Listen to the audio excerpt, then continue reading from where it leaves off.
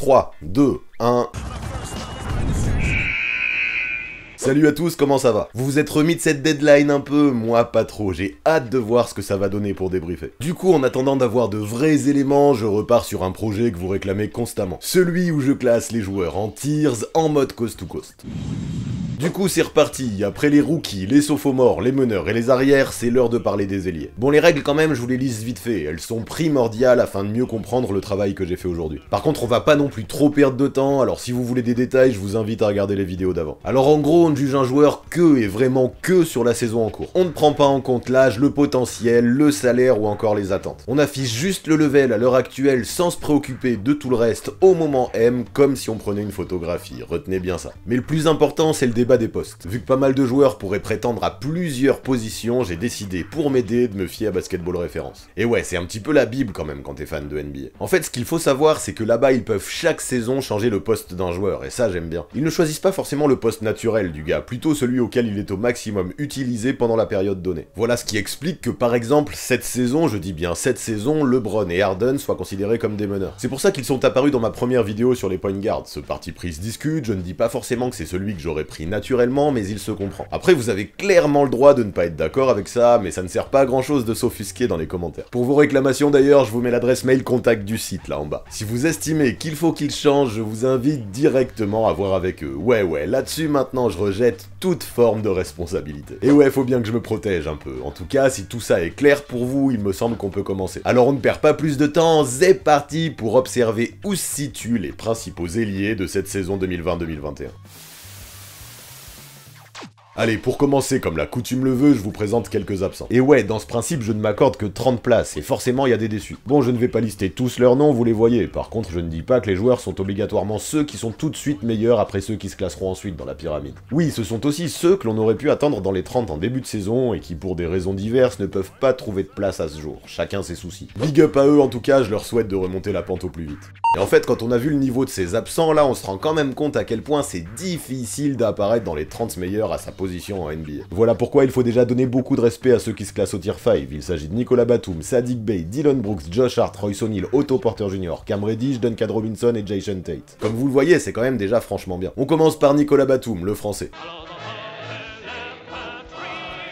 Depuis son arrivée chez les Clippers, il revit. Sous les ordres de Tyronn Lue, l'ailier a tout de suite obtenu la confiance qu'il méritait. Il faut dire que dans son profil, Batman n'est pas mal du tout pour compléter ce qu'apportent les stars Kawhi Leonard et Paul George. N'ayant absolument pas besoin de conserver beaucoup le ballon pour s'épanouir, Nico saura faire toutes les petites choses nécessaires dans un collectif. Mettre un 3 points, intercepter un ballon, prendre un rebond, faire un écran, faire circuler, il est le facilitateur par excellence, un super coéquipier qui bosse, qui ne rechignera pas, rentrera dans son rôle et usera de son expérience dans le money time. Franchement, ça fait plaisir de le voir renaître et encore plus dans une équipe qui joue les premiers rôles. Keep going, Nicolas. Ensuite, l'extrême inverse lorsque l'on parle d'expérience, puisque l'on évoque un rookie, Saddiq Bey. Comme la plupart des joueurs formés par Jay Wright à Villanova, il possède de vraies capacités à briller dans un collectif. Alors bien sûr, et ça aide pour obtenir des minutes quand tu es rookie, il évolue dans une équipe des Pistons qui est complètement au fond du gouffre. Évidemment, ses responsabilités sont décuplées au vu de la situation, mais ça ne fait pas tout. Après avoir complètement dynamité les Celtics grâce à un match à 30 points, à 7 sur 7 de loin, Bey fut même élu joueur de la semaine. Ce n'est pas incroyable, à ce jour le potentiel du gamin est fou et j'ai hâte de voir comment il évoluera. Agressif et solide, il ne lui manque probablement qu'un tout petit peu de constance pour grimper. Son souci c'est que malgré de grosses performances, lors de certains matchs, il connaît encore beaucoup de soirs sans. En tout cas ce n'est pas grave, vu comment il est une éponge et qu'il progresse à vue d'œil, ça va se régler. En tout cas à ce jour, un tier 5 pour lui me semble plutôt bien. Enchaînons avec Dillon Brooks des Grizzlies. Franchement, je sais que ça ne va pas plaire à beaucoup d'entre vous, mais je suis hyper partagé avec lui. En défense déjà, il a à peu près tout ce que j'aime, il se bat, il est agressif et il est intelligent. Franchement déjà c'est cool, mais le problème avec lui c'est clairement l'attaque, où à mes yeux 80% de ses choix offensifs sont suspects, ça me dérange. Trop souvent on a l'impression qu'il se prend pour un scoreur qu'il n'est pas, en prenant des shoots très difficiles ou hors timing de possession, je ne capte pas. Prendre 15 shoots par match, c'est pour tirer à moins de 40%, ça me semble beaucoup trop, et ce même s'il score ses 16 points par match. N'empêche que bon, pour sa capacité à mettre quelques buckets quand même, son agressivité et sa défense, il mérite quand même sa place à cet échelon. Vient maintenant Josh Hart qui représente la fac de Nova, et lui aussi honnêtement j'aime bien ce qu'il fait cette saison. Ce qui me plaît, c'est qu'avec les Pelicans, il peut avoir un côté plutôt discret, mais redoutablement efficace. Toujours là pour courir en contre-attaque, il apporte des points faciles à Stan Van Gundy. De plus, sur jeu placé, il sait se faire oublier off the ball et sanctionner de loin si besoin, le mec est très polyvalent. En défense, il fait le job, et surtout avec sa capacité à être toujours au bon endroit au rebond, il me fait halluciner. L'autre jour face aux Lakers, il a pris 15 boards, c'est ouf pour un joueur d'1m96. Ajoutez à ça le fait qu'il sache tout à fait prendre le match à son compte sur certaines périodes, et on a un client très sérieux. Donnez-lui ce rôle dans une équipe qui gagne, et rapidement, je pense, il pourrait évoluer dans ses échelons. Allez, la suite avec Royce O'Neal du Jazz. Décidément, dans ce tier 5, il y a pas mal de place pour les joueurs voués au collectif. Royce O'Neal, comme certains avant lui, fait partie de cela. Il défend, il fait circuler la balle et crée même un peu de jeu. Tout en discrétion, par son agressivité, sa polyvalence et son QI, il est un véritable atout pour Quinn Snyder. Si Utah domine la ligue actuellement, c'est pour tout plein de raisons, mais c'est aussi pour la progression, le combat et la motivation qu'apporte Royce O'Neal chaque soir sur le terrain. On sent qu'après l'échec dans la bulle en playoff, il a un vrai esprit de revanche, et c'est tout le Jazz qui en profite.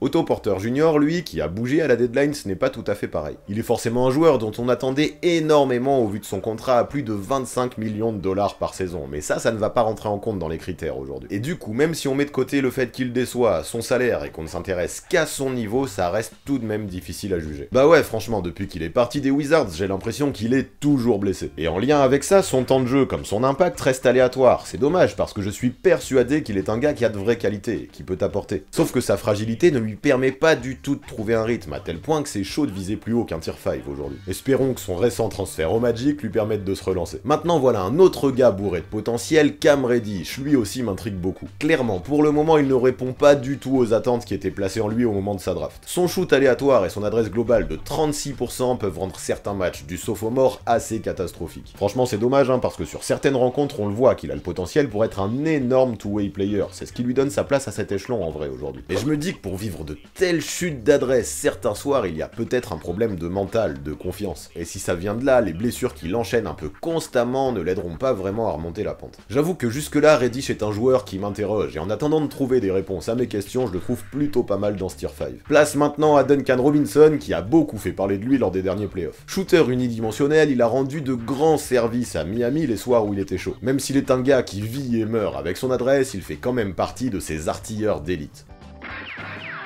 Le souci, c'est qu'autour de ça, à part son tir, il a trop de failles pour viser plus haut, à mes yeux. Il ne crée pas vraiment son shoot, il ne défend pas, il ne drive pas, allez, à la limite, il court un peu en contre-attaque, mais c'est à peu près tout. Avec Duncan Robinson, on a du tir et encore du tir. Et vu que cette saison, globalement, il ne shoot qu'à 42% dans une équipe du Heat assez décevante, c'est quand même difficile de viser plus haut qu'un tier 5. Fin de cet échelon maintenant avec notre petite surprise du jour, Jae'Sean Tate. Si les Rockets déçoivent toute la planète basket cette saison, l'une de leurs bonnes surprises vient du rookie. Volontaire et énergique, il s'est usé à la fois de son explosivité en attaque et de sa dureté en défense pour briller. J'aime bien son côté polyvalent perso, et quand on le voit jouer, ça sent que le gamin est mort de faim. Autant dire que ça fait contraste avec pas mal d'autres gars à Houston. Non, je ne vise personne, et certains sont déjà partis. Je sais pas si Tate est un joueur qui va beaucoup progresser encore, mais il est la preuve que en NBA, si tu es agressif et que tu donnes tout tous les soirs, ça peut aider. Ça me fait donc plaisir de boucler cet échelon 5 avec le rookie. On monte d'un cran maintenant avec le tir fort et les joueurs que j'ai appelés les lieutenants. Ici on a OG Anunoby, Will Barton, Danny Green, Joe Harris, Keldon Johnson, Kyle Kuzma et Kelly Oubre Jr. Ça nous fait tout un tas de profils à la fois intéressants et différents je trouve. Et comme vous le voyez aussi, tout doucement on monte vraiment en niveau. On commence avec l'ailier des Raptors, OG Anunoby. Lui en début de saison il était l'un de mes favoris pour le trophée de MIP, donc ça ne m'étonne pas beaucoup de parler de lui aujourd'hui. Alors qu'il était en grande difficulté avec son shoot en début de saison, il monte peu à peu en pression j'ai l'impression. Quand il y a des absents ou des blessures à Toronto, il arrive de plus en plus à prendre le lead, et c'est bien, puis hasard ou coïncidence, je ne pense pas, car souvent, quand il est adroit et qu'il est bon, Toronto gagne. Maintenant, le problème, c'est que lui aussi a manqué beaucoup de matchs, notamment dernièrement. Pas simple de rester dans le groove quand on doit faire face à des absences régulières. Et en fait, au final, cette régularité, c'est peut-être la chose principale qui lui manque. Avec un shoot de loin plus constant, par exemple, il pourrait vachement mieux remplir ce rôle de 3&D, par exemple, qui lui permettrait de viser plus haut que ce tir fort. Parlons maintenant de Will Barton, que je trouve égal à lui-même cette saison, ni plus ni moins. Il est un scoreur qui fait aussi ce qu'il faut en défense et remplit plutôt bien son rôle à Denver. Il a des failles bien sûr comme sa sélection de shoot et ses choix offensifs parfois moyens, mais ça fait partie du personnage qui dans son rôle d'option 3-4 fournit ce que l'on attend de lui avec pas mal d'efficacité. Ça suffit je pense pour se placer dans le tir fort, mais ce n'est pas suffisant pour viser plus haut. Le point positif c'est qu'après quelques soucis au genou assez inquiétants en fin de saison dernière, il semble enfin revenu à 100% et ça probablement c'est le principal. Ah, let's go Danny Green, lui aussi je trouve remplit exactement le rôle que l'on attend de lui à Philadelphie. Quand on a Simmons et Embiid dans une équipe qui squatte beaucoup la raquette, quoi de mieux que des 3&D expérimentés pour les entourer. Danny Green rentre exactement exactement, mais exactement dans ce profil. Alors bien sûr, maintenant il a 33 ans, et n'est peut-être plus le défenseur d'élite qu'il était aux Spurs, on pouvait s'y attendre. Ceci dit, ne dormez pas sur Danny Green, il a quand même encore de vraies qualités de ce côté-là du terrain. Ajoutez à ça l'expérience de 3 titres NBA dans 3 équipes différentes et des spots offensifs longue distance qu'il maîtrise à la perfection, comme le corner droit par exemple, et vous obtenez un joueur très précieux dans un collectif. Plusieurs fois, il a grandement aidé les Sixers à s'imposer dans le money time, chose que l'équipe galérait vraiment à faire ces dernières années. Franchement, rien que pour ça, pour moi, ça vaut une vraie place dans ce tier fort. Et je pense que malgré les rumeurs, c'est une très bonne chose que Philly l'ait gardé à la deadline. Ah, et en parlant de shooter, maintenant vient Joe Harris des Nets. En fait, ça me semble assez évident de le voir au même rang que Danny Green. Les deux ailiers occupent des rôles essentiels dans des équipes qui gagnent en ce moment. Peut-être que Harris défend moins bien que Green, c'est assez sûr même, mais bon sang, qu'est-ce qu'il shoot bien. Le mec tourne à plus de 50% au tir tout en exécutant les 2/3 de ses tentatives derrière la ligne. Si le trio Harden, KD, Irving n'a quasiment jamais joué ensemble et que les Nets sont toujours dans le top 3 de l'Est, c'est en grande partie grâce à la régularité d'Harris. Le shooter est toujours là, tous les soirs, et vous pouvez être sûr que constamment il enverra ses missiles. Ici, dans le tir des lieutenants, on a tout un paquet de maillons essentiels pour leur équipe, et des équipes qui gagnent souvent. Joe Harris fait partie d'eux. Allez, maintenant je prends la route, direction le Texas, San Antonio. Décidément, avec certains, on ne fait que se croiser, j'arrive trop tard, mais ça ne m'empêche pas d'évoquer Keldon Johnson. Depuis la bulle de Disney l'an dernier, l'ailier a pris une toute autre dimension dans le dispositif de Greg Popovich. Désormais, grâce à une polyvalence impressionnante, il est le titulaire indiscutable de cette équipe des Spurs. Toujours agressif, il crée son tir, marque ses points près du cercle avec efficacité et défend avec beaucoup d'application. Joueur d'équipe par excellence, il se bat au rebond et apporte sa touche un peu dans tous les secteurs du jeu. Il est franchement le genre de gars que Coach Pop affectionne et qui pourrait réellement se développer sous les conseils du tacticien. Du coup, si avec ses 21 ans seulement je l'imagine plus haut, un jour, à ce jour, le tir fort me semble assez obvious. Mais bon, vous le savez, avoir du potentiel c'est quelque chose, l'atteindre c'en est une autre. Parlez-en à Kyle Kuzma que l'on va aborder désormais. Le mec semble tout avoir dans sa panoplie, que ce soit les qualités athlétiques, l'adresse, la mobilité et la vitesse. C'est ça d'ailleurs qui lui permet d'atteindre le tir fort sans bégayer. Mais maintenant, qu'est-ce qui lui manque pour viser plus haut? Eh bien sûrement un peu de confiance, de mental et de QI basket surtout, je dirais. Après, je peux le comprendre, hein, c'est dur en ce moment d'occuper à peu près les mêmes postes que LeBron et AD chez les Lakers, sauf que là, les deux sont blessés. C'est vraiment le moment pour Kuzma de prouver ce qu'il vaut. Sans ça, je pense que je me poserai encore plus de questions à son sujet. On conclut cet échelon avec Kelly Oubre Jr., arrivé cette saison chez les Warriors. Qu'est-ce qu'il a été catastrophique lui en début de saison. Son adresse, ses choix de shoot, bref, son level tout simplement, c'était à vomir. Ouais, comme quand tu manges du vieux poulet qui traîne dans ta cuisine depuis 3 jours et qu'à force d'être mal, tu perds ta voix, je sais de quoi je parle. Bref, en tout cas, ce que je ne peux pas lui reprocher à Kelly, c'est que malgré la difficulté, tout le temps il s'est battu. Il a continué à taffer, à essayer d'apporter en défense, et peu à peu, il s'est habitué au dispositif de Steve Kerr. Comme quoi, la patience paie, et ça fait plaisir. Depuis un mois, il tourne à 17 points par match, à 50% au tir, le jour et la nuit par rapport au début de saison. De plus en plus, il s'affiche comme une option 3 sérieuse derrière Curry et Wiggins, et regardez-le, il devient même régulier. Heureusement d'ailleurs, parce que c'est une vraie perf de se retrouver quand même à l'échelon 4 lorsque l'on commence sa saison avec un magnifique 1 sur 25 à 3 points. Allez, on grimpe, et on arrive au tier 3. Ici, on parle de joueurs qui sont des stars, ou pas loin, juste en dessous du niveau All-Star, je dirais. Alors, coucou Bojan Bogdanovic, Michael Bridges, Evan Fournier, Jeremy Grant, DeAndre Hunter, Joe Ingles et Michael Porter Jr. Je pense que vous le sentez, là, qu'on grimpe en température. Le premier que j'évoque, c'est Bojan Bogdanovic. Mais par contre, avant de parler de lui, j'ai une question. Est-ce que vous êtes abonné à cette chaîne? Regardez ça, vous êtes très nombreux à mater sans avoir cliqué sur ce bouton rouge. Alors là, je vous le dis, s'il vous plaît, faites-le, aidez-moi à tout péter, à faire péter les stats et à dépasser des chiffres de fou furieux. Ça coûte rien et moi, ça me fait plaisir. Vous avez pas envie de me faire plaisir? Et ouais, parce que là, je vais vous faire une vraie citation philosophique. Être content, c'est important. Bref, après cette grande phrase, revenons à l'ailier du Jazz, et franchement, je suis un peu partagé concernant le niveau du Croate. Le premier truc, et c'est impossible de ne pas le souligner, c'est qu'il fait partie des options offensives principales de l'équipe qui possède le meilleur bilan de la ligue. Rien que ça vaut son pesant de cacahuètes, mais le problème c'est qu'en parallèle, Bogdanovic n'avait que rarement été aussi maladroit au tir dans sa carrière. Bon après, il y a rien de catastrophique, hein, c'est Bogdanovic, un énorme talent offensif, mais il nous avait habitués à mieux, le mec admet lui-même qu'il est en difficulté, et heureusement pour son moral, le Jazz gagne. N'empêche que bon, ses shoots, qu'il les rentre ou qu'il ne les rentre pas, l'ailier reste très utile. Il est en danger pour toutes les défenses adverses qui constamment sortent sur lui, et je comprends, je ferais pareil. Rien que pour ça, pour sa gravité et le spacing qu'il provoque, il est vraiment un maillon essentiel de l'équipe qui domine la ligue actuellement. Alors go, hein, tier 3, ça me semble bien. Place maintenant à une bonne surprise, ou une semi-bonne surprise, plutôt Michael Bridges. Oh non, tu vas encore nous saouler avec le fait qu'il vient de Villanova. À toi, t'arrives juste pour râler en fait, ça ressemble bien à tes habitudes. Donc ok, je n'insiste pas sur sa fac, et pourtant Bridges possède toutes les qualités et la science du jeu relative à tous ceux qui ont été des Wildcats une fois dans leur vie. Cette année, en défendant le plomb à Phoenix, l'ailier a définitivement passé un step. Bien sûr que l'arrivée de Chris Paul a définitivement joué un rôle dans la progression des Suns cette saison, mais ça ne fait pas tout. En plus de ce que montre Devin Booker, dont j'ai évoqué la situation dernièrement, Michael Bridges fait aussi beaucoup de choses. Hyper studieux avec son meilleur pote Cam Johnson, ils s'auto-boostent tous les deux pour travailler comme des acharnés. Et ça, évidemment que ça paye. Bridges est dorénavant un véritable two-way player capable de mettre ses points aussi bien en transition, en drive ou derrière la ligne. C'est fort. Son efficacité est remarquable et pour lui, le tier 3 me semble vraiment être un minimum. Un autre français désormais qui lui aussi vient de changer d'équipe, Evan Fournier. Bon forcément, vu qu'au moment où je tourne la vidéo, je ne l'ai pas encore vu sous le maillot de Boston, ce seront ses perfs à Orlando que je vais évaluer. Et là franchement, cette saison, encore une fois, l'ailier a bien rempli son rôle. Vavan est capable de créer, de scorer avec ou sans la balle, de défendre et surtout d'être clutch. Qu'est-ce que tu veux de plus? Je kiffe le symbole qu'il ait quitté le Magic sur un game winner. Ça lui ressemble tellement de finir les choses bien. À Boston, a priori, il devrait être l'option 3 derrière Tatum et Brown, et il densifiera une rotation qui, à mon sens, manquait cruellement d'XP. C'est cool. Puis allez, je le dis, ma petite fierté, c'est que ce trade-là, je l'avais prévu dans une vidéo récente. Et là où je suis encore plus fier, c'est que beaucoup d'entre vous n'y croyez pas. Allez checker les commentaires. Bon, j'arrête de trop me la péter, sinon l'autre nulos va revenir là, alors je poursuis avec Jerami Grant. Lui, je pense qu'à ce jour, il est clairement le favori pour obtenir le trophée de MIP. À Détroit, il a su s'affirmer en tant que franchise player, et c'est bien lui qui porte la team soir après soir. Et donc t'es en train de mettre un franchise player au tier 3, c'est n'importe quoi.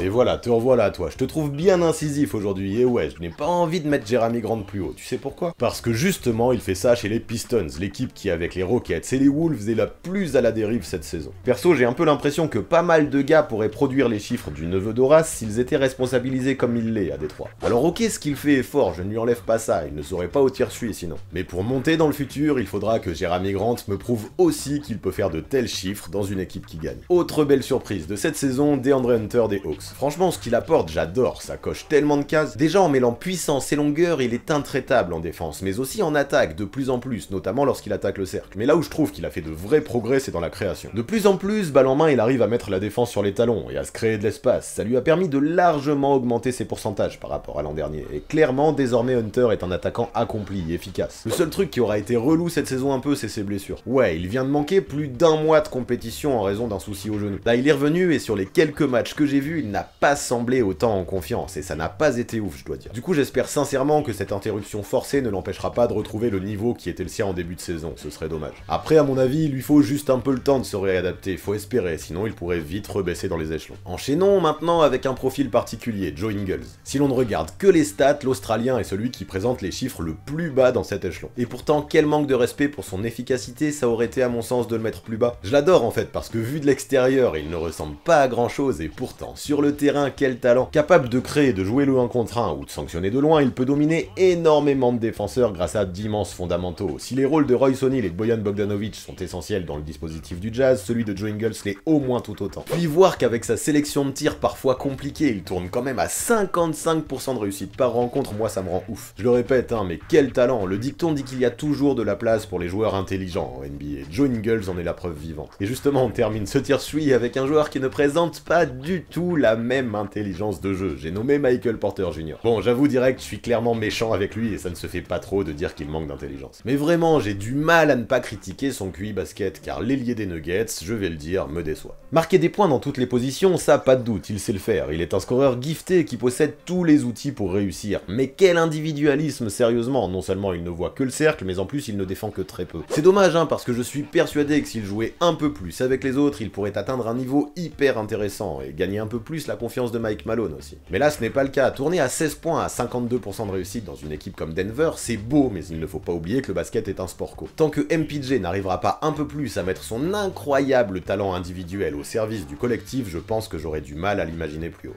Allez, parlons maintenant des superstars, et pour être franc, je trouve qu'il y a quand même un petit gouffre entre le tier 2 et le tier 3. Voilà pourquoi au final, nous avons un échelon assez hétérogène, avec Paul George, Gordon Hayward, Brandon Ingram, Chris Middleton et Jason Tatum. J'avoue qu'au premier abord, ça peut faire un peu bizarre d'entendre parler de tous ces noms au même étage. Mais ne vous inquiétez pas, car bien entendu, je vais m'expliquer, c'est un peu le but aujourd'hui. Je commence par Paul George, et franchement, lui, c'est le premier, ça me fait un peu chelou de le mettre là, tant il a commencé la saison comme un MVP. Visiblement frustré par le surnom de Pandemic P qu'on lui avait donné dans la bulle, l'ailier a commencé sa saison 2020-2021 sur les chapeaux de roue.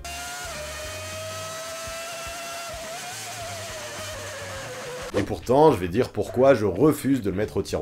Depuis qu'il a manqué des matchs à cause d'une blessure au pied au mois de février, PG montre un autre visage, et pas forcément le meilleur. Très irrégulier, le Clipper est devenu le spécialiste des chocs dans les derniers quarts-temps, et qu'est-ce que c'est frustrant. Dernièrement, c'est lorsque les matchs comptent le plus qu'il manque le plus de shoots, c'est dommage. Maintenant, au moins on ne peut pas lui reprocher de ne pas tenter. Ouais, là-dessus, il n'hésite pas du tout, et c'est déjà ça. En vrai, je pense que dans ces moments chauds, l'ailier traverse surtout une mauvaise passe, il n'y peut rien, mais pfiou, ça fait tellement longtemps qu'elle dure cette mauvaise passe. Vraiment, j'ai besoin que ça change. J'ai besoin de plus d'adresse et de régularité, notamment dans les quatrièmes quarts, pour imaginer que cette saison, Paul George puisse faire partie de l'élite. Passons maintenant à Gordon Hayward, et lui aussi ça fait bizarre. En vrai ici c'est pour lui que j'étais le plus hésitant, il aurait presque fallu un tier 2,5 le concernant. Donc vous l'avez capté, j'ai beaucoup hésité entre les étages 2 et 3, puis j'ai fini par ouvrir les yeux. Au vu du gap qu'il existe entre ces deux tiers, l'ailier est quand même beaucoup plus proche de l'échelon du dessus que de celui du dessous. Donc pas de regret, je mets Hayward à l'étage 2, puis en vrai, mine de rien, il est le go-to guy d'une équipe des Hornets qui, au moment où j'écris, est 4ème à l'Est, donc attention à ne pas trop le sous-coter non plus. Bon maintenant c'est vrai que le classement est tellement serré à l'Est qu'il suffirait que les Hornets enchaînent 3 défaites pour qu'ils se retrouvent 10ème. De plus, évidemment, Hayward n'est pas le seul responsable des bonnes perfs de son équipe. Terry Rozier, que je trouve super, et LaMelo Ball, qui vient de se blesser d'ailleurs, le pauvre, sont aussi accrédités. N'empêche que Hayward, dans une discrétion toute relative, assure, et plutôt bien en Caroline du Nord. Et même si c'est limite, je suis quand même content de lui filer une place au tier 2. Vient maintenant Brandon Ingram, qui au niveau de ses stats, au moins semble être un tier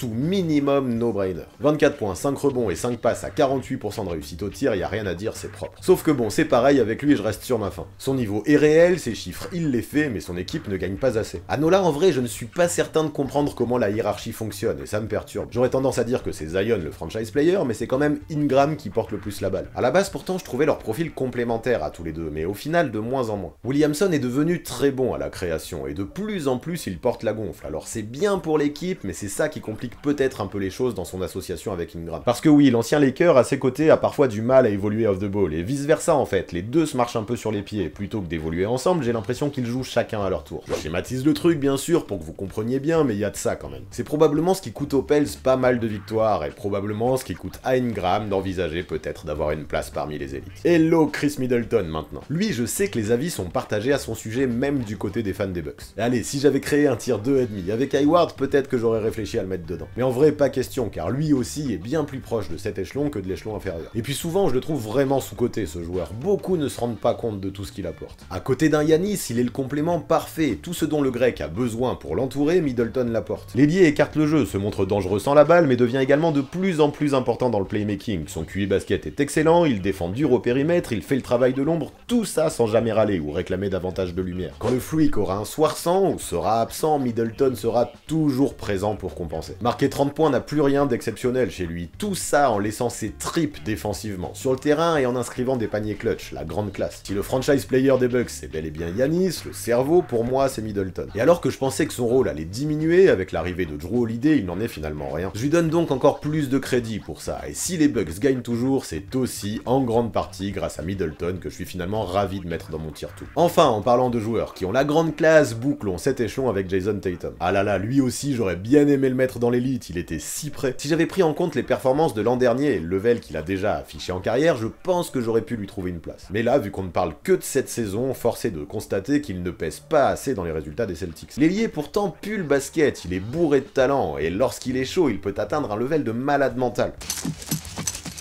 Là-dessus, il n'y a pas de doute, ce qu'il montre les soirs de confiance, c'est très fort. Mais je ne sais pas, j'ai l'impression qu'il lui manque encore ce petit truc pour faire partie de l'élite. Il n'a pas cette niaque tous les soirs, cette agressivité, ce côté mort de faim. C'est dommage, parce que le gars, quand il est dedans, peut se montrer ultra performant et ultra décisif. Mais quand ce n'est pas le cas, il pourra aussi s'effacer pendant de trop longs moments, et ce n'est pas vraiment digne d'un franchise player de l'élite. Évidemment, ça le pénalise, et plus grave encore, ça pénalise les Celtics qui, pendant ce temps-là, connaissent souvent de grosses disettes offensives. Je pense que l'arrivée d'Evan Fournier fera du bien, en vrai pour apporter un peu de peps à cette attaque. Mais en attendant, une place au tier 2 me semble assez cohérente pour Jason Tatum.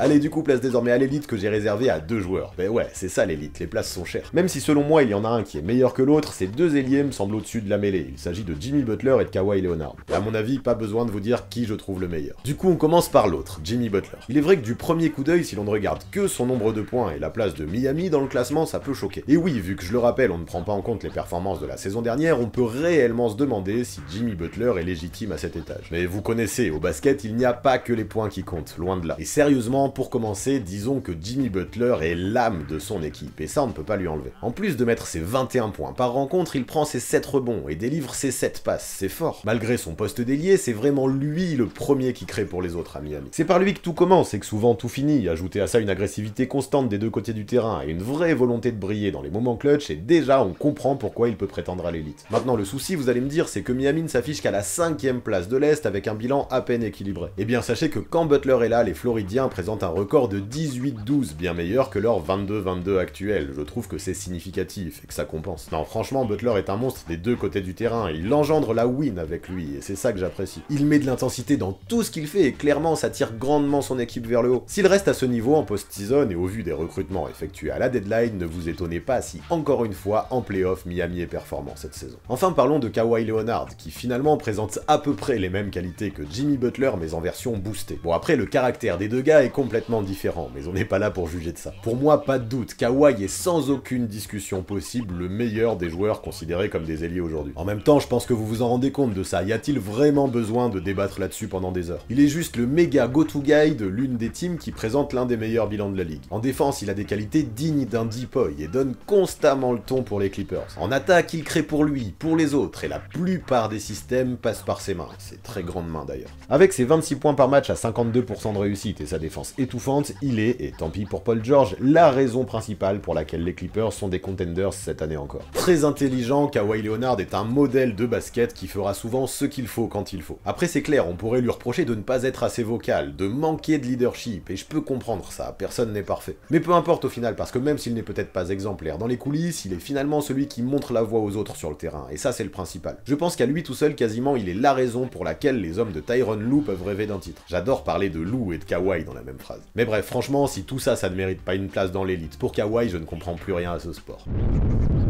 Voilà pour ce qui est des ailiers, voilà pour ce qui est de mon 52e Coast to Coast. Ça vous a plu? Vous êtes d'accord avec moi? Donnez-moi une note dans les commentaires sur 30 afin que je vois un peu les tendances. Le barème est simple, à chaque désaccord que l'on a, vous m'enlevez un point. J'espère au moins choper la moyenne chez la plupart d'entre vous, franchement, et même des 20 ou 25, allez, ça ferait plaisir, je suis chaud. Sinon, vous le savez, pour avoir une vision complémentaire et différente de la NBA, c'est sur la chaîne YouTube de Basket Info que ça prend place. Récemment, on a sorti une vidéo sur le vrai GOAT, Earl Manigault, oui, je répète, le vrai GOAT, l'original, avant LeBron et MJ. Que vous connaissiez l'histoire ou pas, je vous invite vraiment à checker ce contenu tellement on y lâche d'anecdotes cool. Pour débattre avec la commu et suivre tous mes projets au quotidien, ça ne bouge pas, c'est sur Discord et Instagram que ça se passe. D'ailleurs sur Insta, mais aussi Facebook et Twitter, le second tour vient de commencer dans mon tournoi des All-Time Teams, et c'est bouillant. Du coup, je vous invite vraiment à nous rejoindre sur ces réseaux pour apporter vos votes. Ouais, go permettre à votre équipe favorite d'aller le plus loin possible dans ce tournoi. Ouais, ce serait quand même dommage de louper cette occasion. Et pour finir, vous connaissez les bails, on s'abonne à la chaîne, on active la cloche pour recevoir les notifications, on lâche un maximum de pouces bleus et on rédige ses meilleurs commentaires. Hashtag 4 à la suite bébé, c'est comme ça qu'on aide une vidéo à être mise en avant. Et si vous voulez aller jusqu'au bout de la force, c'est sur Tipeee que je vous donne rendez-vous. Je le répète à chaque fois, hein, mais c'est grave important, c'est ce qui fait vraiment avancer la chaîne, le soutien que vous me donnez là-bas. Alors on ne lâche rien, please, constamment j'ai besoin de vous, c'est un euphémisme. Encore merci à ceux qui sont déjà là, et gros big up à tous ceux qui les rejoignent. A très vite.